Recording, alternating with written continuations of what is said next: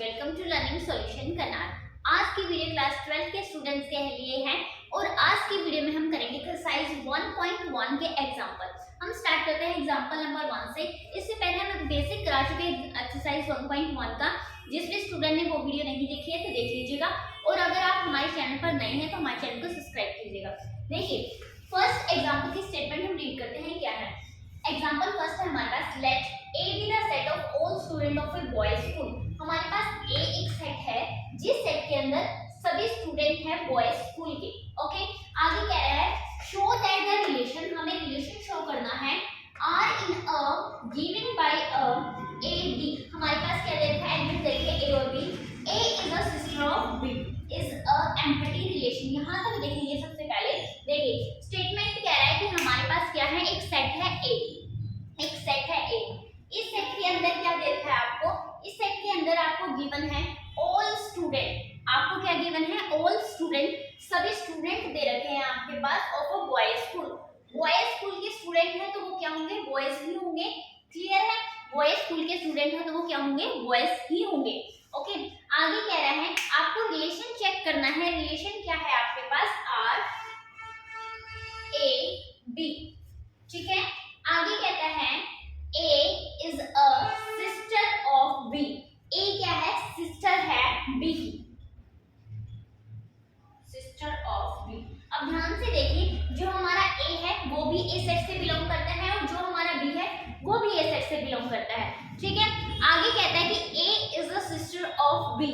A B की sister कैसे हो सकती है, क्योंकि हमारे पास जो A सेट है उस सेट के अंदर क्या है, सभी बॉयज हैं। सिस्टर होना मतलब गर्ल। ठीक है, सिस्टर है तो क्या है, गर्ल है। ठीक है, तो ए क्या होनी चाहिए, एक लड़की होनी चाहिए, पर ये तो पॉसिबल ही नहीं है ना। अगर ये लड़की है तो ये इस सेट के अंदर आ ही नहीं सकती, क्योंकि इस सेट के अंदर क्या है, बॉयज है। ठीक है, तो ये क्या आ गया आपके पास, एम्पटी। ठीक है, ये क्या हो गया, एक एम्पटी रिलेशन हो गया। इसके अंदर कोई भी एलिमेंट नहीं आएगा, यहाँ पर आएगा ही नहीं, क्योंकि हमारे पास क्या है, A is a sister of B. इसके सेकंड पार्ट की तरफ हम बढ़ते हैं। सेकंड पार्ट हमारे पास है यहाँ, इसी के अंदर हमें दे रखा है आर डैश। ठीक है, यहाँ पर रिलेशन दिखाना है आपको ए और बी का। ठीक है, इसके नोट्स आपको हमारे टेलीग्राम पर मिल जाएंगे, हैंड रिटन नोट्स हैं तो आप टेलीग्राम से ले लीजिएगा। ठीक है, उसकी पीडीएफ आपको मिल जाएगी। हमारे पास क्या है, A B, the difference between height of A and B is, ठीक है, लेस देन 3 मीटर। ए और बी की जो हाइट का डिफरेंस है, ठीक है, वो क्या है, लेस देन 3 मीटर। ठीक है, लेस देन 3 मीटर, 3 मीटर से कम होना चाहिए। क्लियर, ये आपके पास गिवन है। ओके, अब देखिए गाइस क्या कह रहा है। अब हमें पता है कि हमारे पास क्या है, हम दो बच्चों की बात कर लेते हैं। हमारे पास एक बच्चे का नाम ए है और एक बच्चे का नाम बी है। मान लेते हैं ये स्टूडेंट केजी क्लास का है और ये हमारा 12th क्लास का स्टूडेंट है। अब हमें पता है इन दोनों में डिफरेंस कितना होगा, इनकी हाइट की बात करनी है। किसकी बात करनी है, हाइट की। हम जानते हैं कि 1 फीट हमारा किसके बराबर होता है, 0.3, नियर अबाउट 0.35 के इक्वल होता है हमारा। ठीक है, 0.3 के इक्वल होता है हमारा 1 फीट, नियर अबाउट। ओके, तो कितना डिफरेंस हो सकता है, 3 मीटर। 3 मीटर किसके इक्वल होता है, ठीक है, 3 metre equal to 10 metre, oh sorry 10 feet. 3 metre किसके इक्वल होता है, नियर अबाउट 10 फीट के इक्वल होता है। तो कह रहे हैं कि इनके बीच में डिफरेंस जो है वो लेस देन 3 मीटर, 3 मीटर से कम होना चाहिए। ओके, 10 से कम, 10 फीट से कम होना चाहिए, तो कम ही आएगा ना। आप किसी भी बच्चे को देख लो, उसकी हाइट मैक्सिमम कितनी होगी, 7 फीट। ठीक है, अगर हम इसकी हाइट 1 मानते हैं तो कितना डिफरेंस हो गया, 7 - 1 6। ठीक है, तो इस 10 फीट से तो कम ही आएगी ना। ठीक है, क्लियर गाइस। ओके, तो क्या आएगा, इज द यूनिवर्सल रिलेशन। ये हो गया। इसके नोट्स टेलीग्राम पर मिल जाएंगे। बिल्कुल आपको पेपर में कैसे लिखना है लिखा हुआ है, ये सिर्फ आपको समझाने के लिए है कि इसका ये आंसर कैसे आया है। ओके, तो मूव करते हैं हम सेकंड एग्जांपल की तरफ।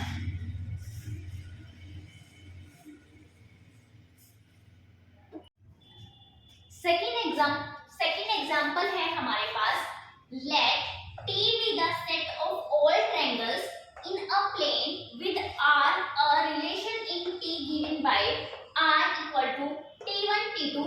T1 is congruent of T2. T1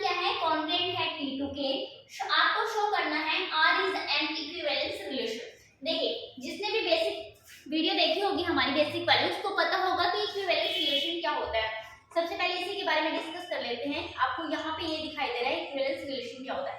एक ऐसा रिलेशन जो क्या हो, रिफ्लेक्सिव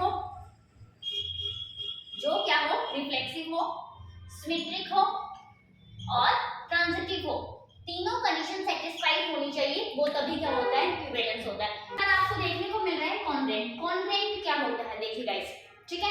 एक ऐसा आपने कॉन्ग्रुएंट ट्रायंगल देखे होंगे, ठीक है। आपको क्या दिखाई दे रहा है, आप ट्रायंगल से रिलेशन निकालते हैं। देखिए आपने यहाँ पर 2 ट्रायंगल ले लेते हैं हम यहाँ पर, ठीक है। अब क्या होगा, अगर इनके एंगल्स, ठीक है, इनके एंगल की बात करें, इनके एंगल और साइड, कॉरस्पॉन्डिंग एंगल और साइड की बात करें, वो इक्वल है तो ट्रायंगल क्या है, कॉन्ग्रुएंट है, ठीक है। सबको पता चल गया कि कॉन्ग्रुएंट ट्रायंगल किसे कहते हैं, अगर साइड और एंगल्स क्या है, कॉरस्पॉन्डिंग साइड्स एंड एंगल्स क्या है, इक्वल है, तो ये क्या है, कॉन्ग्रुएंट है। अब बात आ जाती है इस सम की, इसमें क्या है आपके पास, T be the set of all triangle in a plane। अब बात करते हैं, देखिए इक्विवेलेंस आपको प्रूव करना है, ठीक है। उसके लिए आपको क्या प्रूव करना होगा, सबसे पहले रिफ्लेक्सिव। क्या प्रूव करना होगा, रिफ्लेक्सिव। रिफ्लेक्सिव की कंडीशन को अगर हम जाने, रिफ्लेक्सिव कब होता है, अगर आपका, ठीक है, AA बिलोंग करता है R से, तो क्या है, रिफ्लेक्सिव है। अब बात करते हैं T की। हमारे पास क्या है, अगर हम ले लेते हैं T1, कोई भी, ठीक है, कोई भी ट्रायंगल खुद से ही क्या होगा, कॉन्ग्रुएंट तो होगा ही। कंडीशन क्या है, T1 is congruent to T2। हम यहाँ AA की बात कर रहे हैं, ये हमारी कंडीशन होती है रिफ्लेक्सिव के लिए, तो हम क्या बात करेंगे, T1 कोई भी क्या होगा, खुद से ही कॉन्ग्रुएंट होगा, ठीक है।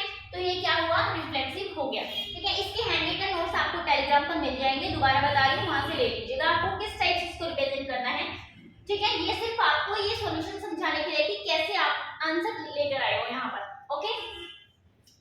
तो इसलिए मैं ज्यादा टाइम वेस्ट नहीं करी कि हर चीज नहीं लिख के दिखा रही यहाँ पर, सिर्फ आपको समझा रही कि आपका आंसर कैसे आया है। तो T1 क्या है आपका, कॉन्ग्रुएंट है, क्लियर। तो कोई भी क्या है, कॉन्ग्रुएंट होगा खुद से ही, तो ये क्या हो गया, रिफ्लेक्सिव है। अब बात करते हैं सिमेट्रिक की। सिमेट्रिक में हम जानते हैं सिमेट्रिक की कंडीशन क्या होती है, अगर हमारा AB बिलोंग करता है R से, तो हमारा BA भी बिलोंग करना चाहिए R से, ठीक है। ये हमारी सिमेट्रिक की कंडीशन होती है। अब हम बात कर लेते हैं, हमारे पास क्या है, T1 और T2। अगर T1 कॉन्ग्रुएंट है T2 पर, T1 इज कॉन्ग्रुएंट T2, तो T2 भी कॉन्ग्रुएंट होगा किस पर, T1 पर, क्लियर।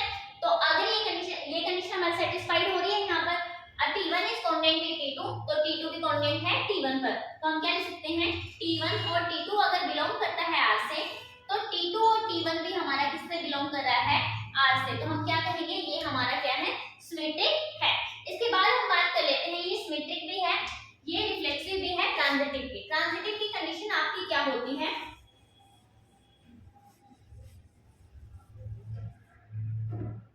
ट्रांजिटिव के केस में हम जानते हैं कि क्या होता है। ट्रांजिटिव के लिए हमारे पास होता है, अगर T1 T2 बिलोंग कर रहा है, ठीक है, T1 T2 ही ले रही हूँ, T1 T2 अगर बिलोंग करता है हमारा R से, और T2 T3 अगर हमारा बिलोंग करता है R से, तो हमारा T1 और T3 भी बिलोंग करना चाहिए R से, ठीक है। अब देखिए गाइस क्या बात है, यहाँ पर कंडीशन क्या है, T1 is congruent to T2। हम कैसे लिखेंगे, हम जानते हैं T1 is congruent to T2, T1 is congruent to T2 और T2 is congruent to T3 और T3 is congruent to T1, clear. या T1 is congruent to T3 आप ये लिख सकते हो, T1 is congruent to T3, clear. तो समझ में आया, ठीक है। तो हमारे पास क्या हो गया, ये क्या है हमारा, हमने प्रूव कर दिया। अगर ये सब कुछ है, ठीक है, आपने यहाँ पर दिखाना है, ये लिख के दिखाना है, ये सब कुछ है, तो हमारा क्या है, ट्रांजिटिव भी है। अब हमारे पास सिमेट्रिक भी है, रिफ्लेक्सिव भी है और ट्रांजिटिव भी है, तो हम कह सकते हैं सब जो हमारे यहाँ पर कंडीशन सेटिस्फाइड हो गई है, तो इक्विवेलेंस रिलेशन है ये, ओके। अब मूव करते हैं हम एग्जांपल नंबर 3 की तरफ। एग्जांपल नंबर 3 है हमारे पास, late L be the set of all lines in a plane and R be the relation in L defined as R L1 and L2, ठीक है। ये आपके पास गिवन है, इसको ध्यान से देखो, L1 and L2, L1 is perpendicular to L2, L1 perpendicular है L2 के, show that the R is symmetric, हमें दिखाना है कि R symmetric है, R सिमेट्रिक है, लेकिन but neither reflexive nor transitive, लेकिन वो क्या है, ना तो रिफ्लेक्सिव है और ना ही ट्रांजिटिव है। ठीक है गाइस, समझ में आया। अब हमारे पास रिलेशन क्या दिया है, आर आपके पास गिवन है L1 L2, ठीक है, और L1 is perpendicular to L2, perpendicular to L2, ठीक है, ये गिवन है। अब देखिए आपके पास सबसे पहले आपको क्या दिखाना है, सिमेट्रिक है, रिफ्लेक्सिव है, ट्रांजिटिव नहीं है। सीक्वेंस में चलकर हम देखते हैं रिफ्लेक्सिव है या नहीं, रिफ्लेक्सिव है या नहीं है। ठीक है, रिफ्लेक्सिव के लिए हमें पता है क्या होता है, ए बिलोंग्स टू आर। ठीक है, आपके पास क्या दे रखा है, L1 और L2, हम क्या लेंगे, L1 और L1 ले लेंगे, बिलोंग करता है R से या नहीं करता है, ये आपको दिखाना है। ठीक है, तो कैसे दिखाओगे आप, उसने कंडीशन बोली है L1 is perpendicular to L2, तो L1 लिया है, खुद ही ले लेते हैं। देखो एक लाइन ली हमने L1, ओके, ठीक है, अब L1 अब इसको सेटिस्फाइड कर रहा है या नहीं कर रहा, देखेंगे। अब यहाँ पर L1 की बात हो रही है, तो L1 परपेंडिकुलर होना चाहिए ना खुद से, परपेंडिकुलर होना चाहिए खुद से ही। L1 is perpendicular to L1, होता है, नहीं होता। कोई भी लाइन खुद के पैरेलल हो सकती है लेकिन परपेंडिकुलर नहीं हो सकती। ओके, तो क्या होएगा, ये नॉट बिलोंग टू R। ठीक है, तो हम क्या लिखेंगे कि हमारा ये जो रिलेशन है R is not a reflexive, ये रिफ्लेक्सिव नहीं है। ठीक है, ये हमने प्रूव कर दिया। अब आगे बात करते हैं सिमेट्रिक की, ये सिमेट्रिक है या नहीं है। सिमेट्रिक की बात करेंगे तो देखो हम जानते हैं कि सिमेट्रिक के केस में क्या होता है, हमारा AB बिलोंग्स टू R और हमारा BAB क्या होना चाहिए, बिलोंग्स टू R। अब कंडीशन हमारे पास गिवन है L1 is perpendicular to L2, L1 क्या है, परपेंडिकुलर है L2 के। हमने एक लाइन बनाई L1, उसके परपेंडिकुलर एक लाइन बनाई L2। ठीक है, ये हमने L2 ले लिया। अब ध्यान से देखिए कि कह रहा है L1 is perpendicular to L2, कंडीशन के अकॉर्डिंग चलते हैं। AB मतलब L1 क्या है, इज परपेंडिकुलर टू L2। दूसरी कंडीशन के according L2 is perpendicular to L1। क्या ये पॉसिबल है? हाँ, अब देखो ध्यान से, L1 के ऊपर परपेंडिकुलर है L2, अगर हम यहाँ से देखेंगे तो ये भी तो इसके ऊपर परपेंडिकुलर है, L2 के ऊपर परपेंडिकुलर कौन है, L1 दिखाई दे रही है आपको। ठीक है, तो क्या लिखेंगे हम, ये क्या है, L1 और L2 बिलोंग कर रहा है R से, और L2 और L1 भी बिलोंग कर रहा है R से, तो क्या लिखेंगे, R इज, ठीक है, R इज क्या है, सिमेट्रिक। R क्या है, हमारा सिमेट्रिक है। और फर्स्ट वाला क्या था, हमारा रिफ्लेक्सिव नहीं था, तो क्या लिखेंगे वहां पर, R इज नॉट रिफ्लेक्सिव। ठीक है, R रिफ्लेक्सिव नहीं है और ये R हमारा क्या है, सिमेट्रिक। अब हमें प्रूव करना है ट्रांजिटिव है या नहीं है। ओके, ठीक है, ये हमारा ठीक हो गया। अब हमने इसको भी प्रूव कर दिया, रिफ्लेक्सिव नहीं है, नॉट रिफ्लेक्सिव। अब हमें दिखाना है सिमेट्रिक है, यस सिमेट्रिक है। अब हमें दिखाना है नॉट ट्रांजिटिव, ये दिखाएंगे। ट्रांजिटिव के लिए हम जानते हैं कंडीशन होती है, अगर AB बिलोंग करता है R से, ओके, और हमारा BC बिलोंग करता है R से, तो हमारा AC भी बिलोंग करना चाहिए R से। क्लियर? तो यहाँ पर L1 और L2 की बात हो रही है, तो हम मान लेंगे L1, L2 और L2। ठीक है, अब देखिए L1 is perpendicular to L2, L1 is perpendicular to L2। ठीक है, और L2 is perpendicular to L3। ठीक है, L1 बना लीजिए, ओके, उसके ऊपर परपेंडिकुलर डाल लीजिए L2, ओके, और कह रहा है L2 is perpendicular to L3। L2 को परपेंडिकुलर दिखाना है तो यहां से दिखा दिया मैंने। ठीक है, तो हो गया। आगे कह रहा है क्या होगा, L1 is perpendicular to L3। क्या L1